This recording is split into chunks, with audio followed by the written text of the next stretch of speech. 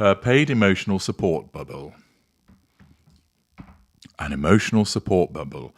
I thought that just means friends, doesn't it? Rather than giving it some grandiose title. GeoTV, with the enigmatically named Web Desk, tells us Harry's wife's friends circle is paid up front, obligated to be patient. I have explained elsewhere that Harry's wife doesn't actually have any genuine friends. No narcissist does. Some narcissists have very few friends. They have a fairly small fuel matrix. They rely heavily on the intimate partner primary source for their fuel needs, character traits, and residual benefits. And there is a smattering of family and one or two friends, perhaps as non-intimate secondary sources also, and a dash of tertiary sources. If you'd like to understand more about the makeup of a narcissist's fuel matrix, because this is particularly important, then I recommend you read my book, Pipelines. You can find it on Amazon. You can also get it in the Knowledge Vault. I'd also invite you to observe understanding changes to the narcissist fuel matrix so that you can understand more about what happens when people are lost from that fuel matrix or disengaged from, and the changes that the narcissist makes and how that impacts upon the narcissist. This will also help you understand how Harry's wife feels when she gets rid of people or when they remove themselves, when they're no longer friends with her. For instance, when the Beckhams decided they didn't want to bother with her any longer. Harry's wife uses friends. They're simply there as appliances. Comparatively easy to control, there to provide fuel, character traits, and residual benefits. She doesn't realise that because she doesn't know what she is. But her own conduct demonstrates, as she's moved through the various stratas, that she has used people, then parked them, and in some instances disengaged from them as she's moved to a different circle or group. Accordingly, the way that she treats people has resulted in there being considerable scrutiny of her friendship group. And this has been something that Geo News has settled on also, pointing out that the paid nature of most of the people are obligated to be attentive and patient with her. In other words, she doesn't have anything natural about her that draws people to her as friends. Instead, she has to rent a chum, pay for a friend.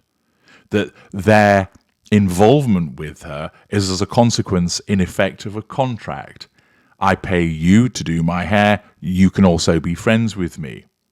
Okay, thinks that person, I'm getting paid, so I'll keep Harry's wife on side. After all, it's useful business, don't want to lose it. So I'll tolerate a lunch or two with her. Now, having a lunch with her may not be that a big a deal. Remember, she operates a facade. So it's not like she's going to sit down for lunch and say, all right, fuck features, what do you want then? She will ask banal questions, she'll talk about the weather, she'll show off her latest piece of jewellery, she might even ask the person she's having lunch with what they've been up to. She'll talk about herself, but it'll all be relatively harmless stuff as she utilises the veneer and facade in front of that individual. This means that the person thinks, yeah, she's not the most exciting person, but it was passable enough. And remember, some people may still be hoodwinked into thinking that spending time with the Duchess of Sussex is something that is worthwhile doing. The article continues by explaining that admissions about the truth behind Harry's wife's friend circle had been referenced in a Telegraph newspaper. The author touched upon the paid nature of most of Harry's wife's closest confidants and broke down the emotional support bubble she seems to have encapsulated herself in. Apparently, you don't need to be rich or famous or American or staggeringly self-absorbed to have an emotional support bubble.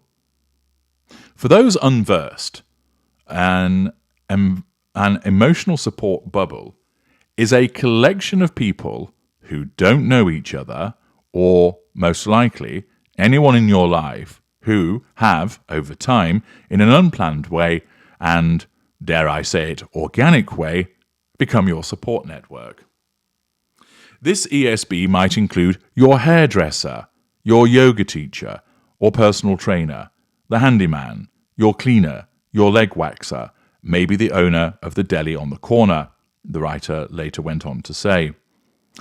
But what all these people have in common is you pay them for various services, and as such, they are obliged to be attentive, patient, and always interested in a way that friends aren't.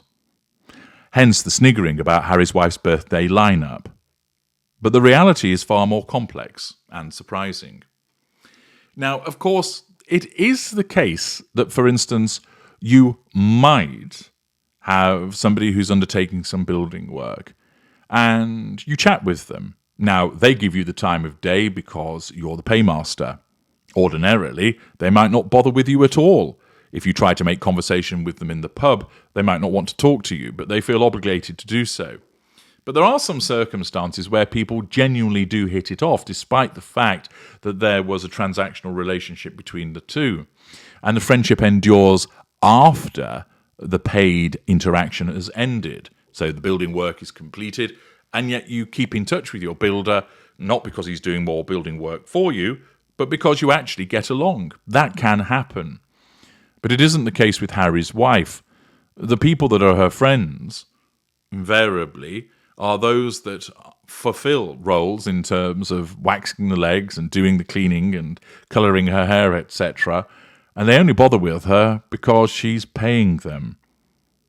She's boring, dull, uninteresting, lacking talent. Ordinarily, why would you be friends with her? Indeed, she's a nasty individual who has left a slew of friends scattered by the wayside as a consequence of the fact that she no longer needed them. The article explains that these are people whose job it is to listen, interpret, who know a surprising amount about our lives without risk of them ever sharing it with anyone, and in whom we trust, whether it's just to cut off enough hair, stretch our Achilles without snapping it, or redecorate the kitchen while we're on holiday and buy the materials using our cash card. The point is, Harry's wife doesn't have any natural friends. It's not a surprise. Some narcissists have many friends because the narcissist is charismatic, fun to be around, interesting, generous. Sometimes the controversial behaviour of the narcissist makes it exciting to have them as a friend. With Harry's wife, we know she's anodyne and beige. And therefore, in order to control people who are friends, what she needs to be able to do is purchase them, because otherwise they wouldn't bother with her. And it's become more obvious as of late, particularly with the fact that the A-list have been scoffing at her and that she has no contact with friends from childhood. That hasn't been maintained. That the only friends that she actually has are people that she pays or people who might have an agenda with her.